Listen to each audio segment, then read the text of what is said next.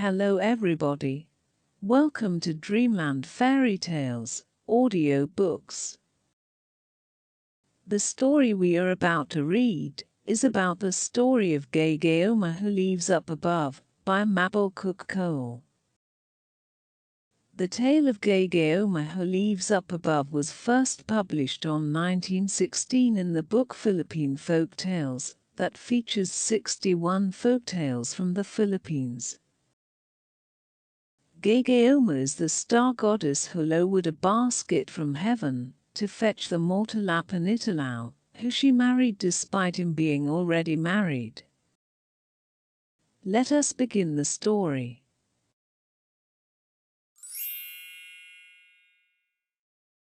One day, while Aponitolau sat weaving a basket under his house, he began to feel very hungry and longed for something sweet to chew. Then he remembered that his field was still unplanted. He called to his wife who was in the room above and said, "Come, Aponitolau, let us go to the field and plant some sugarcane."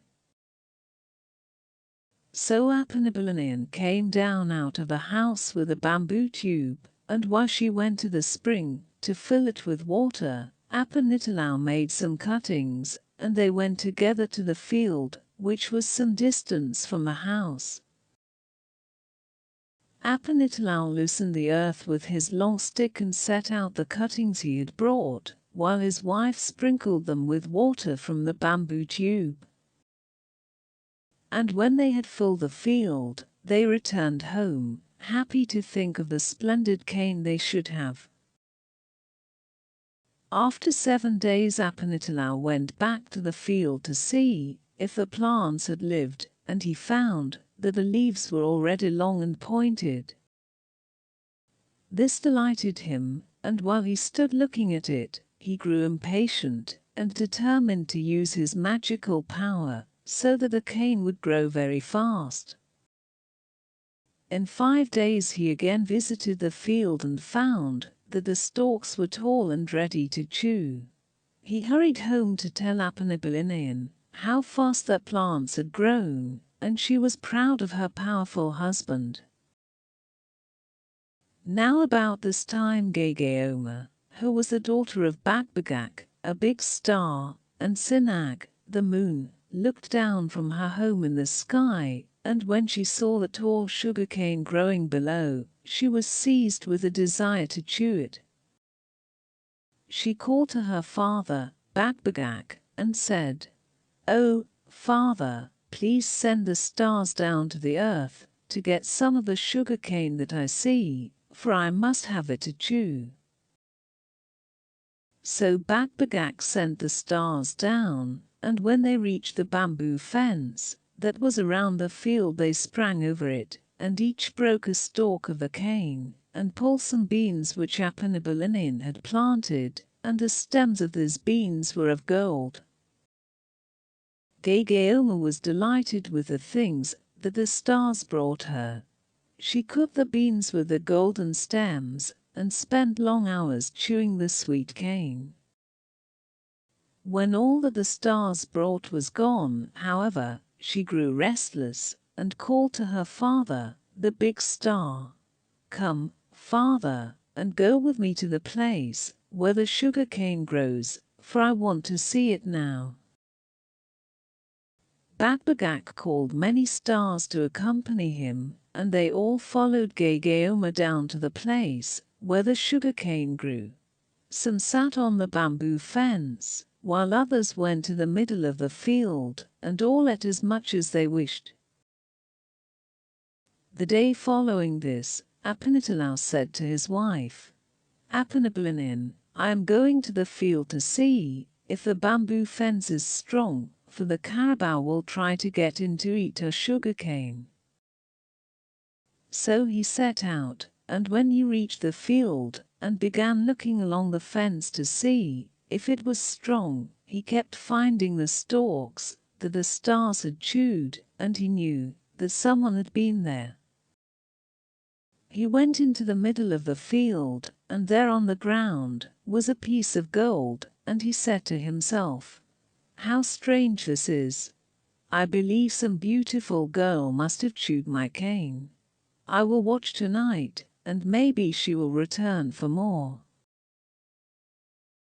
As darkness came on, he had no thought of returning home, but he made his meal of the sugar cane, and then hid in the tall grass near the field to wait. By and by dazzling lights blinded his eyes, and when he could see again he was startled to find many stars falling from the sky, and soon he heard someone breaking the cane. Suddenly a star so large that it looked like a flame of fire fell into the field, and then a beautiful object near the fence took off her dress, which looked like a star, and she appeared like the half of the rainbow. Never had Aponitolau seen such sights, and for a while he lay shaking with fear. "What shall I do?" he said to himself. "If I do not frighten these companions of the beautiful girl, they may eat me." With a great effort he jumped up and frightened the stars till they all flew up, and when the pretty girl came looking for her dress, she found Aponitolau sitting on it. "You must forgive us," she said, "for your sugar cane is very sweet, and we wanted some to chew." "You are welcome to the sugar cane," answered Aponitolau. "But now we must tell our names according to our custom, for it is bad for us to talk until we know each other's names." Then he gave her some betel nut and they chewed together, and he said, "Now it is our custom to tell our names." "Yes," said she, "but you tell first." "My name is Aponitolau, and I am the husband of Aponitolau. I am Gaygayoma, the daughter of Bagbagak and Sinag up in the air," said the girl. "And now, Aponitolau, even though you have a wife, I am going to take you up to the sky, for I wish to marry you. If you are not willing to go, I shall call my companion stars to eat you." Aponitolau shook with fear, for he knew now that the woman was a spirit, and as he dared not refuse, he promised to go with her. Soon after that the stars dropped a basket that Gaygayoma had ordered them to make, and Aponitolau stepped in with the lovely star, and was drawn quickly through the air up to the sky. They were met on their arrival by a giant star whom Gaygayoma introduced as her father, and he told Aponitolau that he had acted wisely in coming, for had he objected, the other stars would have eaten him.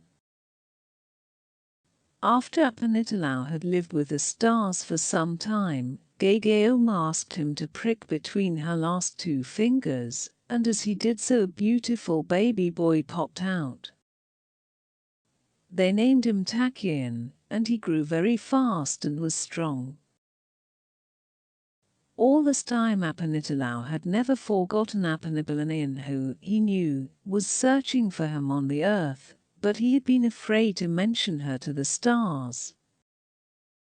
When the boy was 3 months old, however, he ventured to tell Gaygayoma of his wish to return to the earth. At first she would not listen to him, but he pleaded so hard that at last she consented to let him go for 1 moon.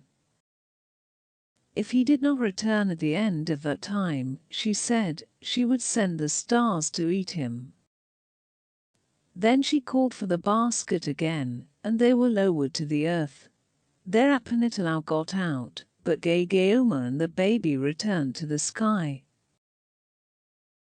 Aponitolau was filled with joy at the sight of her husband once more, for she had believed him dead, and she was very thin from not eating while he was away. Never did she tire of listening to his stories of his life among the stars, and so happy was she to have him again, that when the time came for him to leave, she refused to let him go. That night many stars came to the house. Some stood in the windows, while others stayed outside by the walls, and they were so bright that the house appeared to be on fire. Aponitolau was greatly frightened, and he cried out to his wife, "You have done wrong to keep me when I should have gone. I feared that the stars would eat me if I did not obey their command, and now they have come. Hide me, or they will get me." But before Aponitolau could answer, Bagbagak himself called out, "Do not hide from us, Aponitolau, for we know that you are in the corner of the house. Come out, or we shall eat you." Trembling with fear, Aponitolau appeared, and when the stars asked him if he was willing to go with them, he dared not refuse. Now Gaygayoma had grown very fond of Aponitolau, and she had commanded the stars not to harm him if he was willing to return to her. So when he gave his consent, they put him in the basket and flew away with him, leaving Aponitolau very sad and lonely. After that, Aponitolau made many trips to the earth, but at Gaygayoma's command, he always returned to the sky to spend part of the time with her. One day when Takyin was a little boy, Aponitolau took him down to the earth to see his half-brother, Kanag. The world was full of wonders to the boy from the sky, and he wanted to stay there always. But after some time, while he and Kanag were playing out in the yard, big drops of water began to fall on them. Kanag ran to his mother and cried, "Oh, mother, it is raining, and the sun is shining brightly." But Aponitolau, looking out, said, "No, they are the tears of Gaygayoma, for she sees her son down below, and she weeps for him." Then he took Takyin back to his mother in the sky, and she was happy again.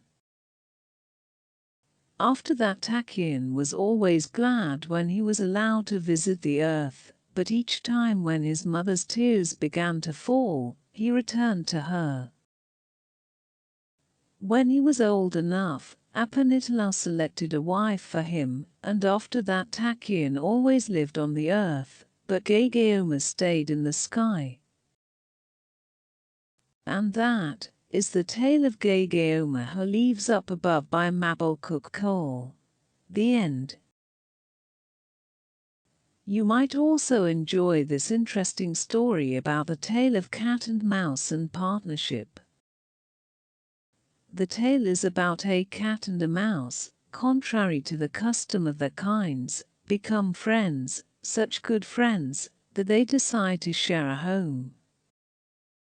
That they might have something to fall back on in time of need, they buy a pot of fat and hide it away in a nook of a church for safekeeping.